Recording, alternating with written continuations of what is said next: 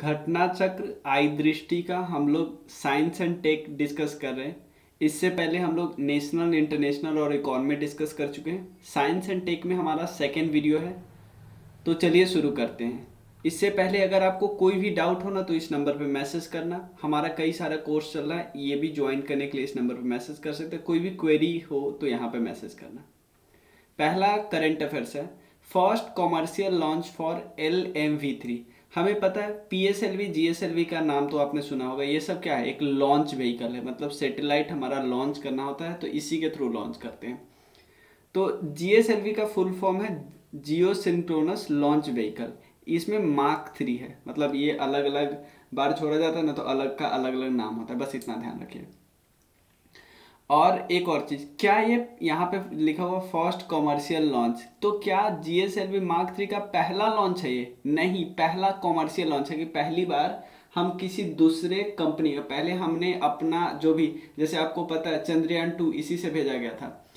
अगर हमारा दूसरा, हमारा किसी और देश के कंपनी का सैटेलाइट पहली बार लॉन्च किया गया है, मतलब पहली बार हमने पैसे के लिए लॉन्च किया है। किस देश की कंपनी का? यूके की कंपनी है वनवेव, उसका 36 सैटेलाइट हमने भेजा है। और डील करवाया कौन?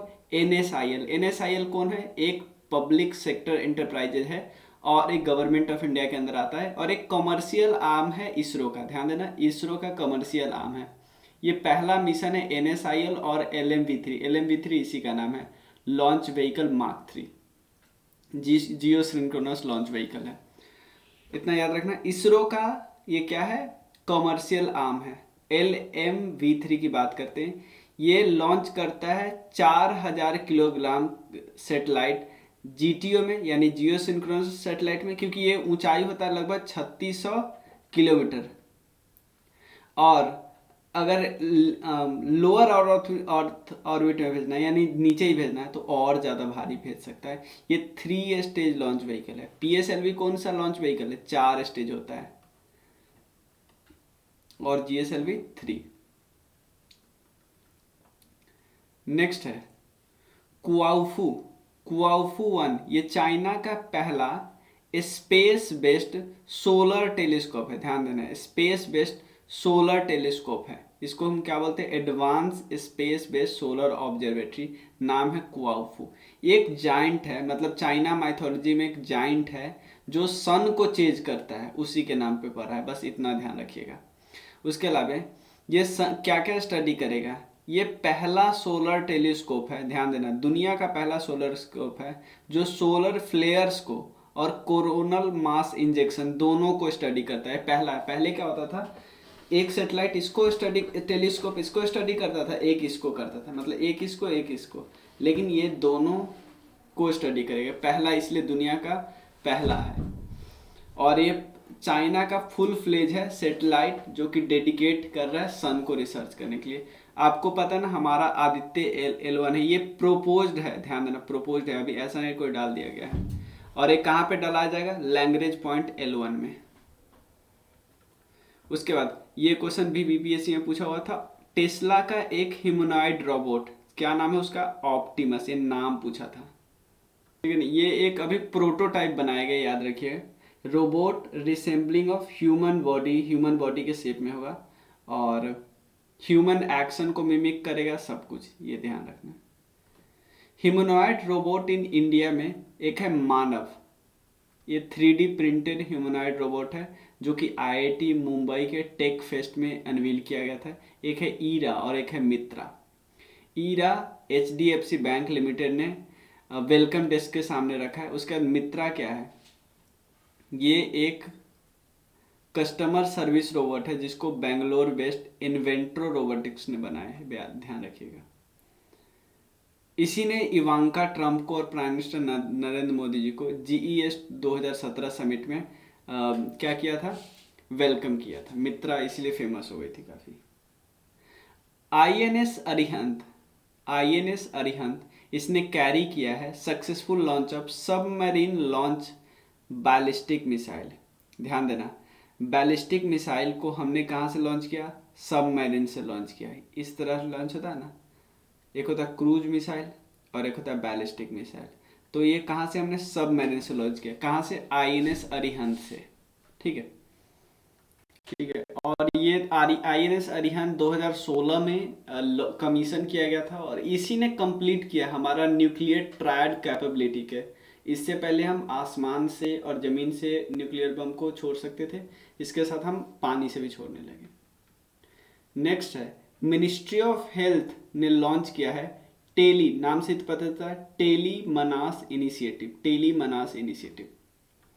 तो सबसे पहले समझो, जब भी हम टेली मेडिसिन की बात करते हैं तो टेली कम्युनिकेशन के मदद से, जैसे कहीं ऑपरेशन हो रहा है तो सिंपल समझो ना, एक मेन डॉक्टर है वो खुद ऑपरेशन नहीं कर रहा है, ये डॉक्टर असिस्ट कर रहा है एक कम्युनिकेशन की मदद से, मतलब मान लो वीडियो कैमरा की मदद से, और जो एक लोकल डॉक्टर है वो काम कर रहा है, ऑपरेशन कर रहा है। इसी टाइप से टेली मेडिसिन, इसी टाइप से टेली मनास इनिशिएटिव है। मनास का फुल फॉर्म क्या होता है? Mental health assistance and networking across states.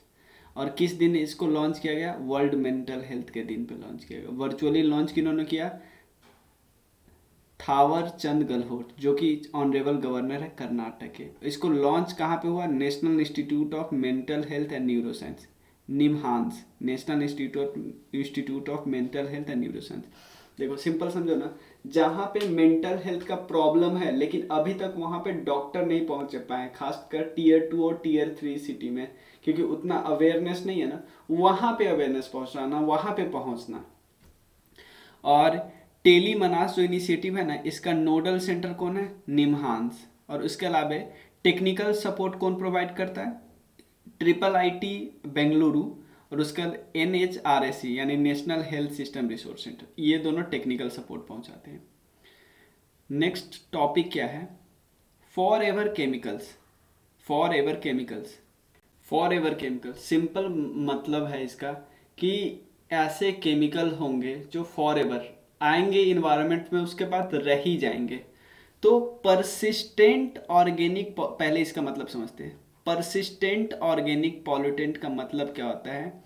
ऐसे पॉल्यूटेंट जो एक बारी इन्वायरमेंट में आएंगे फिर आके रह ही जाएंगे, हटेंगे ही नहीं।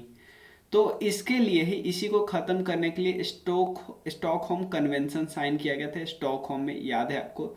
2004 में इफेक्टिव आया था और इंडिया ने रेटिफाई किया था 2006 में।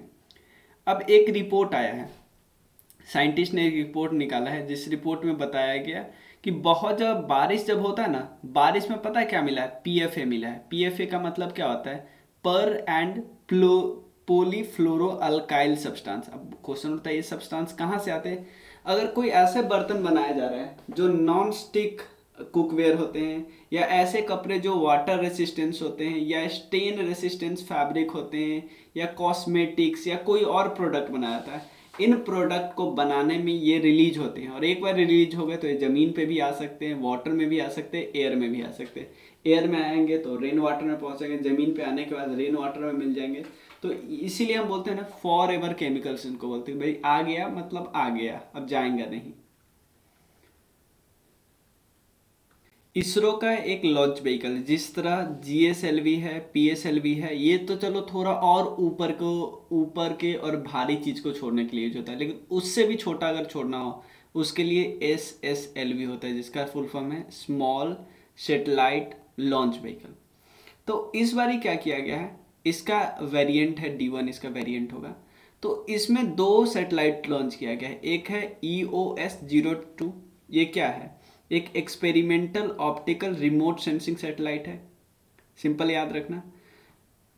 इसके अलावे एक छोड़ा गया है आज़ादी सेट। आज़ादी सेट में बहुत छोटा छोटा सैटेलाइट था, और इसरो के द्वारा बनाया गया कि भाई ये जो छोड़ा गया ना, वो अब कोई काम करे, भले ही सक्सेसफुली लॉन्च हो गया था बट ये अपने ऑर्बिट से डेविएट हो गया था। ये हमें याद नहीं करना है कि डेविएट हुआ या नहीं, लेकिन ये किसने, एक आज़ादी सेट के बारे में मैं थोड़ा बताऊंगा। उससे पहले समझ लेते हैं, स्मॉल सैटेलाइट लॉन्च व्हीकल होते हैं ना, छोटे छोटे जो सैटेलाइट होते हैं ना, उसको भेजने के लिए यूज होता है। 10 से 500 किलोग्राम तक का, और 500 किलोमीटर तक भेजना है, उसके लिए यूज होता है।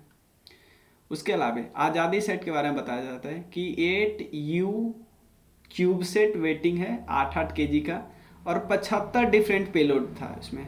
सबका वेट कितना था? 50 ग्राम था, याद रखना।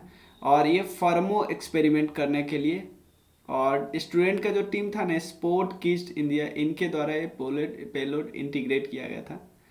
और उसके बाद ये फोकस किस पे कर रहा था, this is the first of kind space mission with an all women concept to women. तो क्या प्रमोट करना था, वुमेन इन स्टीम। स्टीम क्या होता है, साइंस टेक्नोलॉजी इंजीनियरिंग और मैथमेटिक्स, क्योंकि यूनाइटेड नेशन का थीम था इस बारी का women in space. First indigenous vaccine for cervical cancer. Cervical cancer के लिए पहली बार इंडिजिनस वैक्सीन बना है। कौन बनाया, सीरम इंस्टीट्यूट ऑफ इंडिया और कार्बावैक, इसका नाम है कार्बावैक, याद रखना। कर्विकल कैंसर के लिए बनाया गया। फर्स्ट क्वाड्रीवैलेंट ह्यूमन पैपिलोमावायरस वैक्सीन है QHPV। बस इतना ध्यान रखिए। कर्वावैक्स किससे रिलेटेड है, किसने बनाया, अप्रूवल तो एक ही करती है, ये तो नॉर्मल बात है। और ये जो कैंसर होता है वो कहाँ पे होता है, सिंपल, यूट्रस के लोअर पार्ट में जो वेजाइना से कनेक्ट होता है वहाँ पे कैंसर होता है, ठीक है ना, सेल ऑफ कर्विक्स में, याद रखिएगा। चाइना का पायलट ध्यान देना, रीयूजेबल स्पेसक्राफ्ट, ये आपको पता है एलन मस्क की जो कंपनी है स्पेसएक्स, वो बना चुकी है, दिखा चुकी है स्पेसक्राफ्ट। और चाइनीज स्पेस एजेंसी ने लॉन्च किया। लॉन्च कहाँ से किया ये सब याद नहीं रखना है, नॉर्थ वेस्ट चाइना से। लॉन्च यूजिंग किस, लॉन्ग मार्च 2F कैरियर रॉकेट है।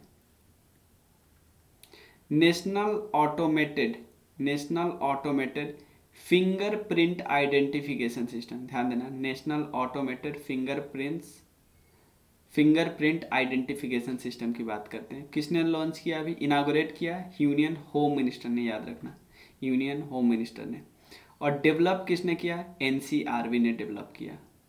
और ये प्रोजेक्ट क्या है, कंट्री वाइड सर्चेबल डेटाबेस को कलेक्ट करेगी और मतलब इकट्ठा भी करेगी। तो मध्य प्रदेश पहला स्टेट बना है जिसने एक जो मृत व्यक्ति है ना उसको आइडेंटिफाई किया है इस डेटाबेस के थ्रू।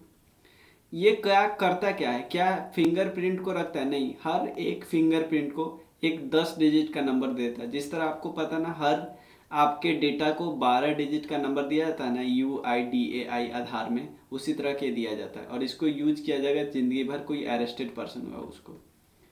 नेशनल ऑटोमेटेड फिंगरप्रिंट का एवोल्यूशन के बारे में बात किया गया है। रिकमेंडेशन किसका था, नेशनल पुलिस कमीशन का 1986 में। तो इसके लिए the central fingerprint bureau first began to automate the fingerprint database.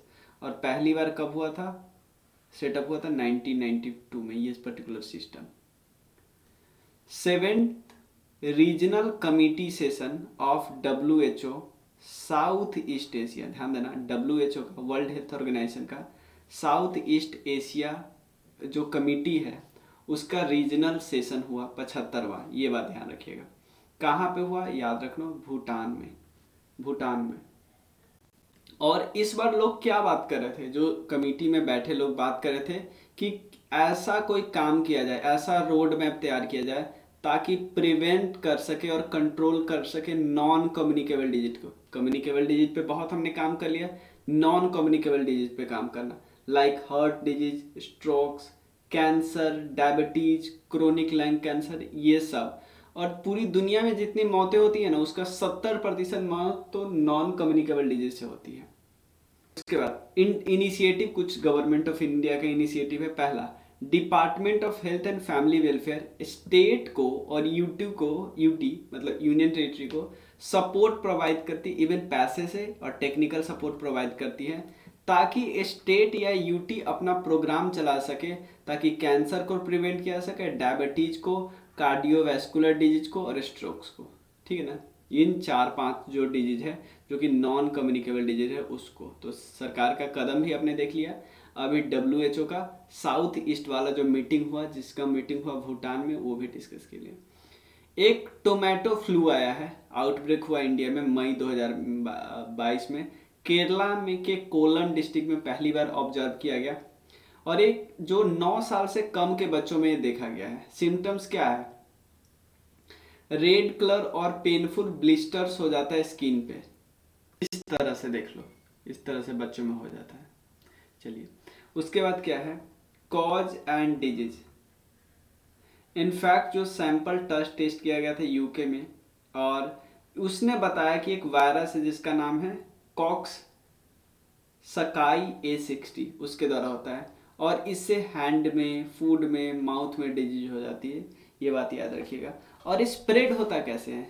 ये स्प्रेड होता है फ्लूइड से, मतलब जो यहाँ पे जो दाग हुआ उसमें से फ्लूइड नहीं निकला, वो किसी और पे लग गया, उसको भी हो जाएगा। ये बात ध्यान रखिएगा। Prithvi 2 missile, Prithvi 2 missile, P2 missile देख लिए। ये सब सिंपल समझो, एक प्रोग्राम है, integrated guided missile development programme. उसके अंदर जो पहला इंडिजिनियस डेवलप बैलिस्टिक मिसाइल था ना, वो था पृथ्वी। पृथ्वी के बारे में थोड़ा देख लेते हैं। सरफेस टू सरफेस मिसाइल है, हाई डिग्री प्रेसिजन के साथ ये टारगेट को स्ट्राइक कर लेता है। ये सिंगल स्टेज है, 2 इंजन है और लिक्विड फ्यूल प्रोपल्सन है। कितना रेंज तक के ये दाग सकता है? 350 kilometre. Short range ballistic missile है और कैरिंग कैपेसिटी कितना है? 500 से लेके 1000 किलोग्राम तक। मोबाइल लॉन्चर के थ्रू ये लॉन्च हो सकता है। एडवांस इनर्शियल गाइडेंस सिस्टम के साथ ये करता है और टारगेट को एक एक्यूरेट हिट कर सकता है। तो अभी इसको टेस्ट किया गया उड़ीसा के इंटीग्रेटेड टेस्ट रेंज में, बस इतना ध्यान रखिएगा। उसका धनुष क्या है? धनुष सरफेस टू सरफेस या ship to ship Prithvi 3 missile का वेरिएंट है और इसको इंडियन नेवी ने डेवलप किया। एथेनॉल ब्लेंडिंग की बात करते हैं। देखो, एथेनॉल ब्लेंडिंग की बात करते हैं।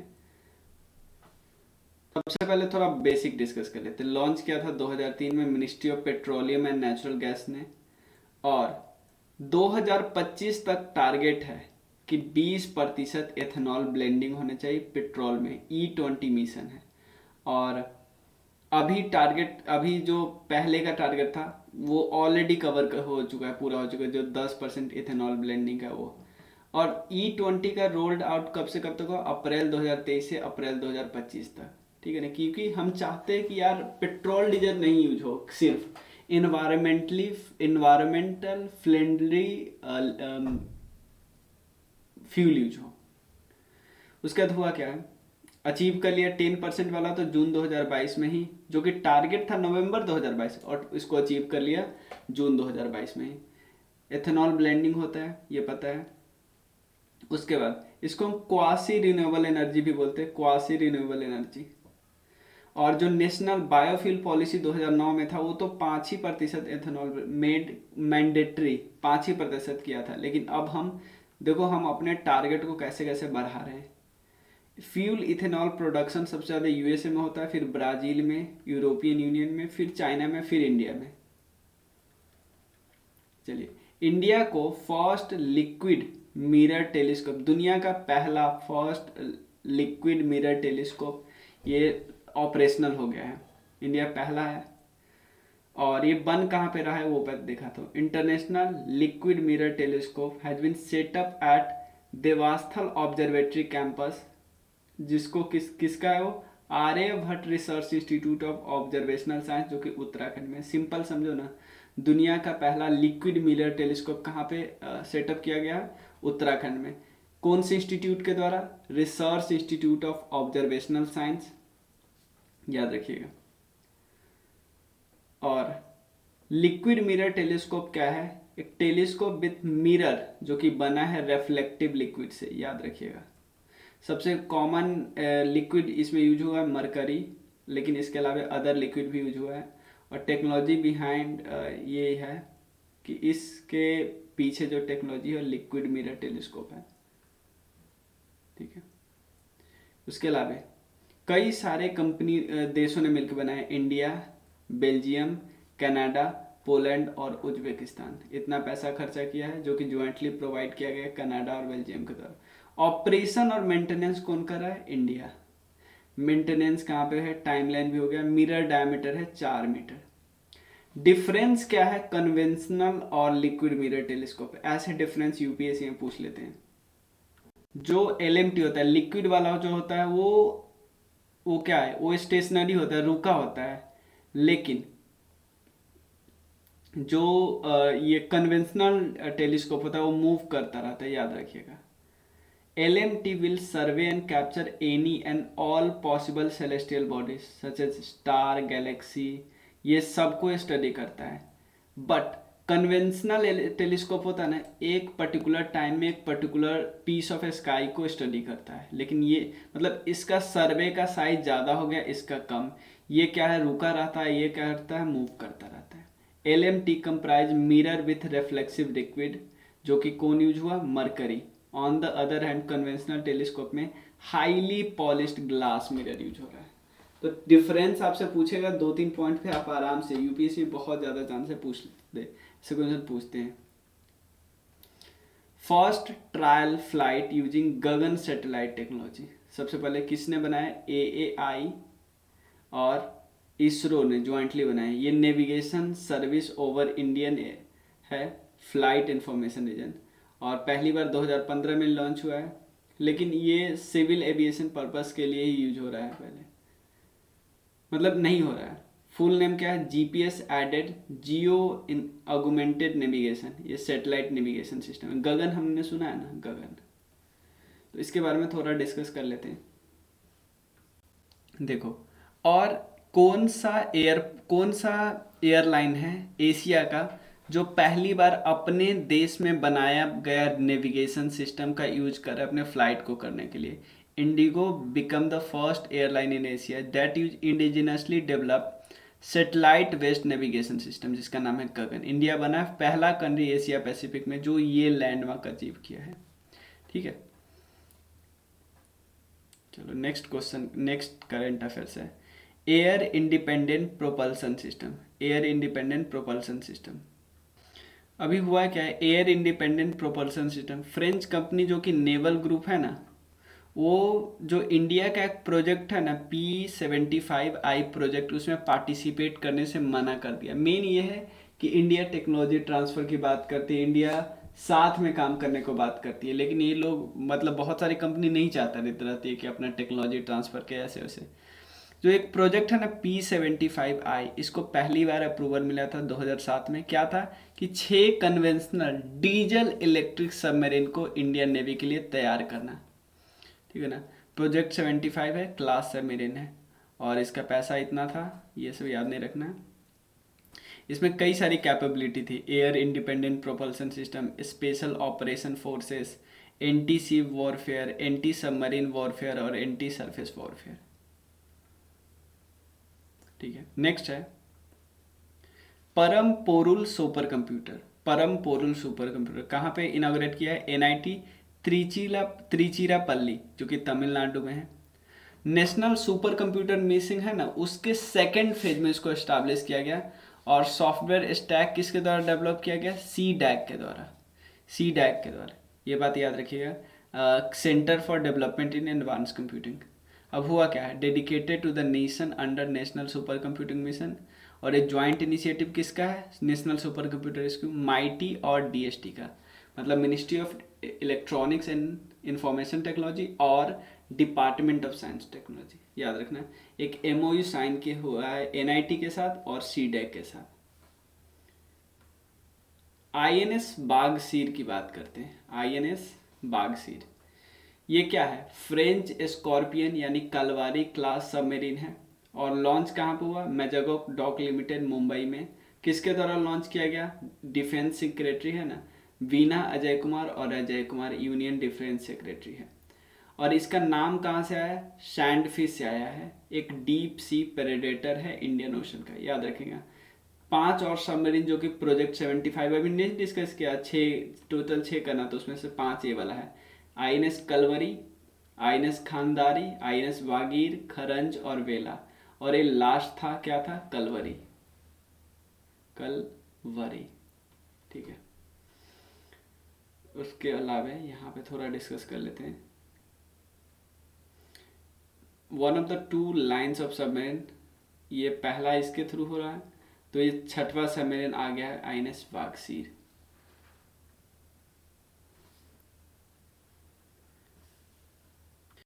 साइंस एंड टेक में 6 पेज और बचा है, उसको हम नेक्स्ट वीडियो में डिस्कस कर लेंगे। इसके अलावा आपको कोई भी डाउट हो तो इस नंबर पे मैसेज ज़रूर करना। मिलते हैं फिर नेक्स्ट वीडियो में, तब तक के लिए थैंक यू सो मच।